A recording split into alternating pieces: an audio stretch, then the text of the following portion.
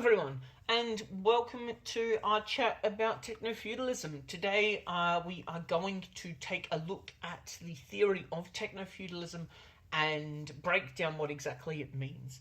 Techno-feudalism, it will be relevant to you if you're doing the third option in the assignment where you're being asked to compare this to medieval feudalism. It's quite a complex thing and it's very brave of you, and I'm quite proud of you for taking the jump and wanting to do something like this, because I think it's super duper interesting. Techno-feudalism is a very modern, very recent theory which has come about from a man named Yanis Varoufakis, and if you Google it you will find a lot of very long articles and some very long and hard to understand interviews with Yanis especially. The goal of this resource is to act as a way for you to better understand what techno-feudalism is, something for you to come back to. Hopefully I have some diagrams which will help you with that today. I want to make it as short, sharp and shiny as I possibly can, although it is a very long and complex topic to talk about. Now before we do, it is important to give a little bit of context as to where this theory came from. As I say, it's very recent and it was put forward by a man named Yanis Varoufakis, who is a Greek economist and also a politician. He was a finance minister in Greece. He is a left-wing economist, and he wrote a book called Techno-Feudalism where he puts forward this idea that the world is no longer in a state of capitalism, which is what came after feudalism, which you'll talk about in Year 9. But instead we are in a new era which he calls techno-feudalism, and today we're going to explore that. I'm quite excited, so let's jump right into it. I've created this social hierarchy for techno-feudalism, and there's a lot going on here, and there's more information that I have about the relationships between these different social classes, but I want us to kind of understand it sequentially, so we'll start with just the bare basics and then we'll get more complex from there. So, let's break it down. At the top of the hierarchy, we have something called the tech lords and barons, which is what Varoufakis calls them. And you'll see there's a picture of Elon Musk, Mark Zuckerberg, there's Bill Gates too, and also Jeff Bezos, and there is the phrase Silicon Valley. Silicon Valley refers to a literal area in America where a lot of tech startups have begun and very successful technology-based businesses are developed. So especially surrounding AI, Silicon Valley is the Western world's, I guess, hub for technological innovation. And a lot of these billionaires, who I'm sure you know of, like Musk and Zuckerberg and all of that, their companies find their home in Silicon Valley, and it is where their platforms exist and where they have come out from. So, the thing to note about these tech barons and lords is that they are individual people. They are private citizens, most of them, a lot of them are billionaires, certainly all of the ones pictured here are, and they have complete control over the companies that they own. Much in the same way as how feudal lords and barons owned the land which the peasants lived upon. But we'll do the comparison bits later. For now, let's understand this social hierarchy.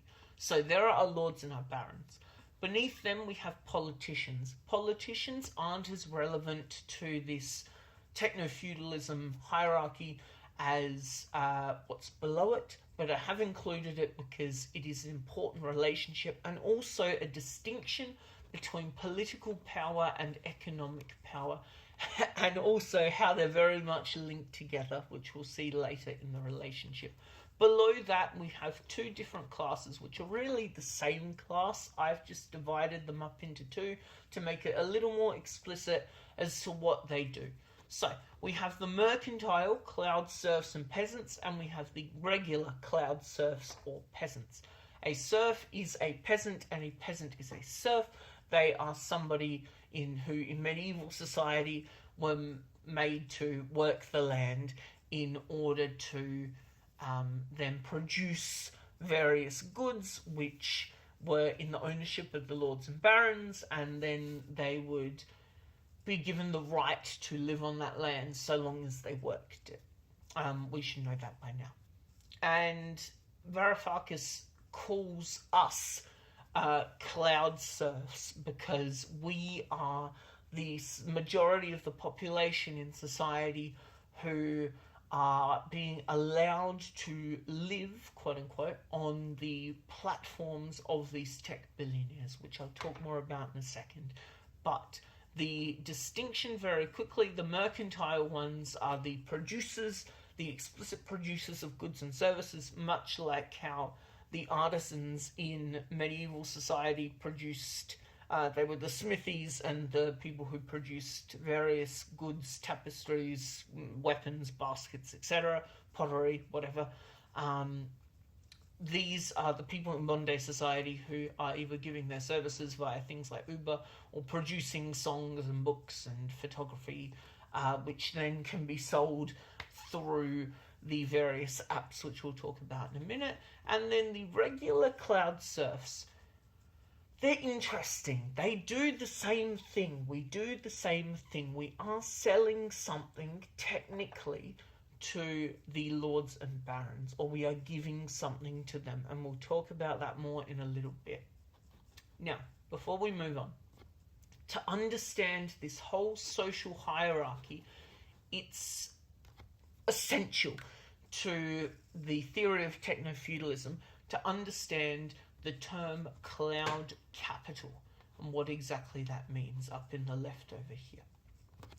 You can see that I have said cloud capital is the new digital fiefdom. I haven't said that Yanis Varoufakis has, but he calls it a digital fiefdom. What is a fiefdom? A fiefdom is a medieval term for an area of land which was owned back then by a lord or a baron. So a physical plot, a space which was owned by a lord or a baron that the peasants and others would live and work upon. Much in the same way, cloud capital refers to digital spaces in the cloud which are owned by these tech barons and lords. And some examples of cloud capital are on the right here.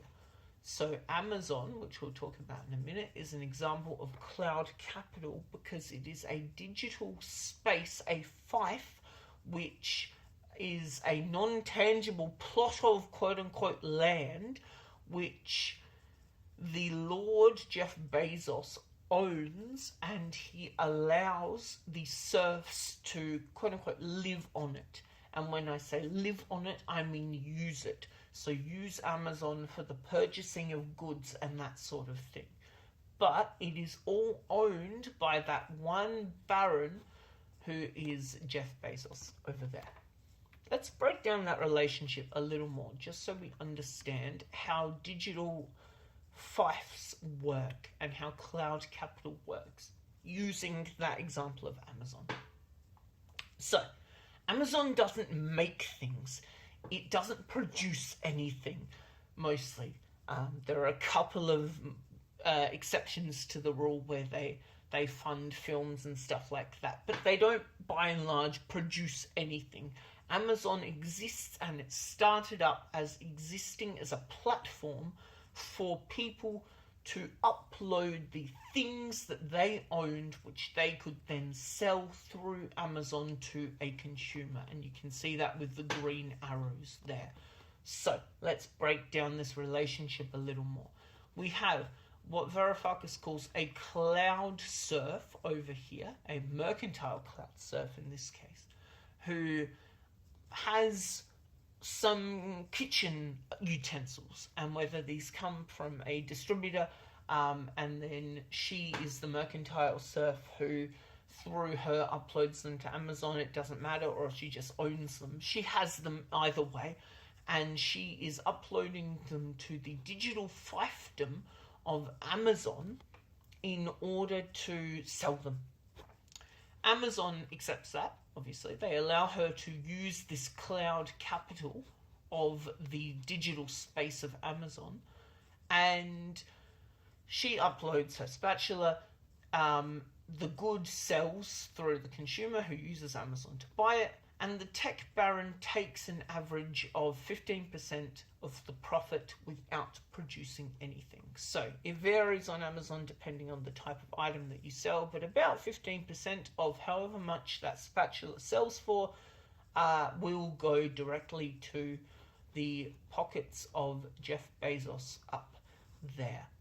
So the tech baron receives a portion of the profit from the good sold via the mercantile cloud surf without actually doing anything. All they have done is they have the platform which allows the mercantile surf to put their good up and then the consumer to buy their item. Much in the same way as how lords and barons in feudal society only owned the fiefdoms, the land that they had. They didn't make anything. They just owned the land which the peasants lived upon, worked on, and produced various goods via their labour, which would then be given to the lord to be used to pay various people, including knights, etc. Again, this is how they are similar. It is because barons and tech barons do not produce anything. They just act as the owners of this cloud capital, which is then afforded to the cloud serfs to use. And we'll talk about that more a little bit in a moment. At the end here, we have our happy consumer who receives their spatula, but they might not be so happy once they see the more complex breakdown of the relationships of the various classes in techno-feudal society, which is what we're going to talk about now. Before I bring up the explanations, because there's about to be a lot of text on this page and it's going to be very confusing, let's just work with this, have a look at it, see that there are a bunch of green arrows. Look, there's our images, and these are the relationships that we're going to cover. So let's give it a go. Right, as I said, there's a lot to work with here, so let's zoom in and figure it out together, shall we? So we begin with the tech lords and the barons and their relationship with politicians. We'll start with that because in this example, I've made it a closed loop between these two stratas of society, although obviously the laws which are created by politicians govern how the cloud serfs, how we act in society. But let's just work with this for now. So, the tech billionaires, the tech barons and lords, give money via lobbying to push laws benefiting them. If you don't know what lobbying is basically giving money to politicians and political parties via donations and also other gifts and trips and dinners and that sort of thing, which influence those politicians to create laws which benefit the people who give them money. Yeah, it's a really big issue in politics and something that, as you can probably see from this relationship, makes it a little bit corrupt. So, in exchange, as I say, for all of this money, which the tech barons and lords give the politicians make laws which benefit lords in exchange, as I say, for that funding. What we see is the separate political power, which is in the hands of the elected politicians in a modern Western democracy, and the economic power, which is privately owned by these tech barons and lords. We see them come together, emerge into one. And that is an argument for why this is more feudal than not. It is kind of separate to the theory, but in a feudal society, if you remember, the king, usually the king, the monarch, was the person who held both economic and political power. They had full control over everything. They just chose to give some of their land, to delegate their power to lords and barons, because they couldn't control everything all at once on their own. So they gave, if they owned the whole of France, then they gave out certain sections of it to various people, lords and barons, who would then have control over that land, and would be directly in control of the peasants who worked it. So that's how that relationship works. Pretty simple. Very complex, but let's keep going and have a look at the relationship between the tech lords and barons at the top and the mercantile cloud serfs and peasants. Hopefully this one's pretty clear to you based on our previous example of Amazon. So all of these mercantile cloud serfs and peasants, they create something.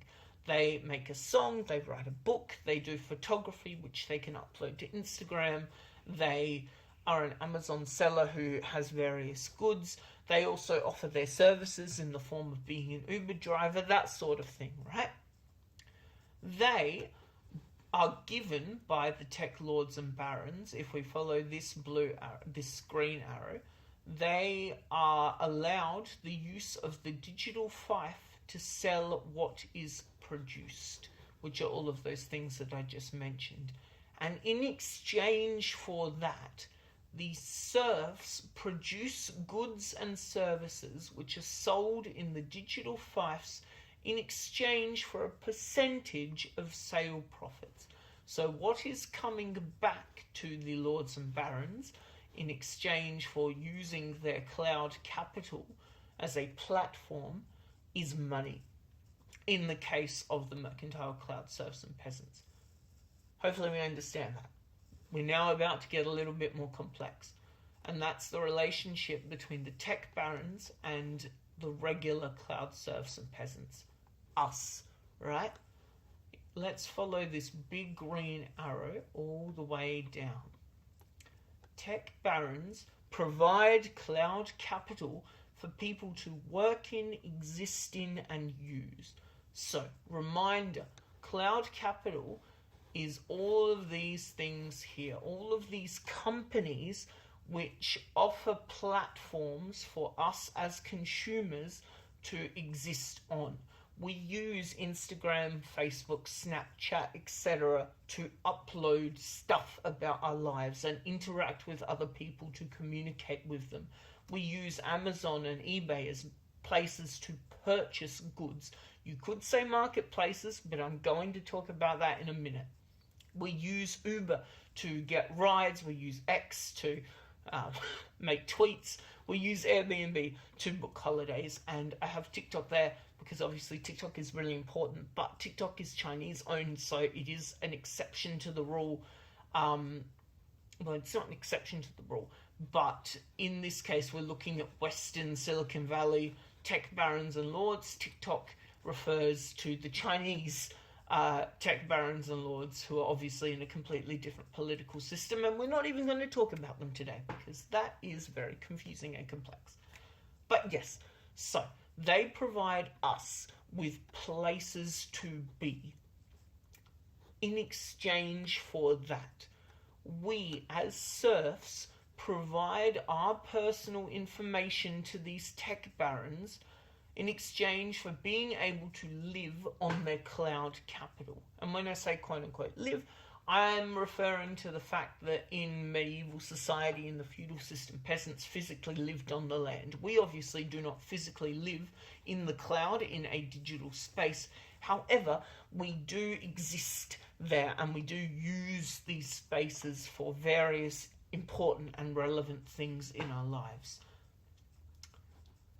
Although we do not produce something like a song or a photo or a review, what we do is we willingly give up our information about ourselves, our likes and our dislikes and our habits and all of these sorts of things, our history, to these barons, so then they can use that information for the purpose of advertising. Pretty much everybody knows this at this point. This is not a revelation. We accept it in society because it's just how it works. It's what we do. When I upload a picture to Instagram and I reveal, I don't know, a particular like or dislike of something, or when I Google something, or whatever, when I search something on Amazon, Amazon might then send me some recommended emails or images, or within the banners of websites that I go on Google, or when I scroll through Facebook and I see recommended sponsored ads, or whatever it is. These tech barons and lords are the people who take this information, which is extremely valuable to them, and they manipulate it to then be used by advertisers who sell you things that you don't necessarily even need. Because we are humans with infinite wants, they are able to very, very cleverly continue to advertise to us things for us to consume, which obviously then means that we purchase things, which obviously then means profit, which is the end goal of this particular societal structure. Hopefully that makes sense. As a very, very quick general recap, at the top we have our cloud barons and lords. They influence politicians who make laws which give them freedom. And if you Google American laws surrounding Facebook and some of that kind of thing, there are lots of examples of politicians giving lenient laws to these tech people, especially surrounding taxes and stuff. Again, recently in the news, both in Australia and America, TikTok has been a massive issue. And that's an exception to the rule because they are a Chinese company, not a Western one, which, again, we're not even going to get into in this video. But that's the relationship between politicians and tech lords and barons. Those politicians create laws which affect us as cloud serfs and how we live our lives. But these barons who have got the cloud capital, their digital fiefs, they give us access to them both as mercantile serfs and regular cloud serfs to use in exchange for profit. In the case of actual money and a percentage taken, so serfs pay cloud rents for being able to sell product. In the case of either money or in the case of information. And when I say, my apologies, when I say the word rents, what I mean is I'm referring to how in feudal society peasants paid rents to live on the land through the labor that they did.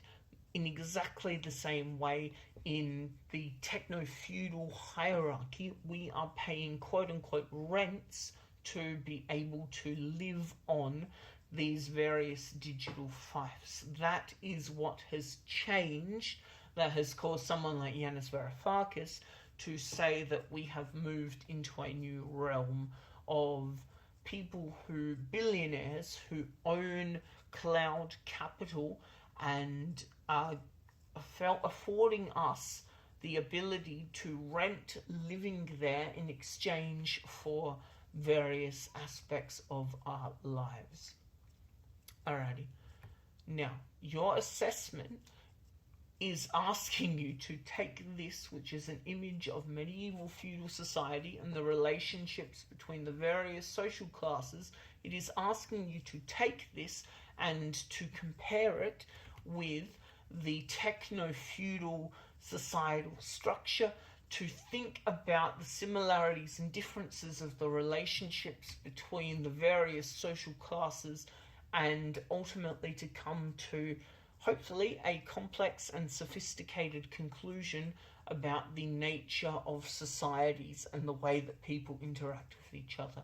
Thank you so much for listening, and yeah, best of luck with your assessment.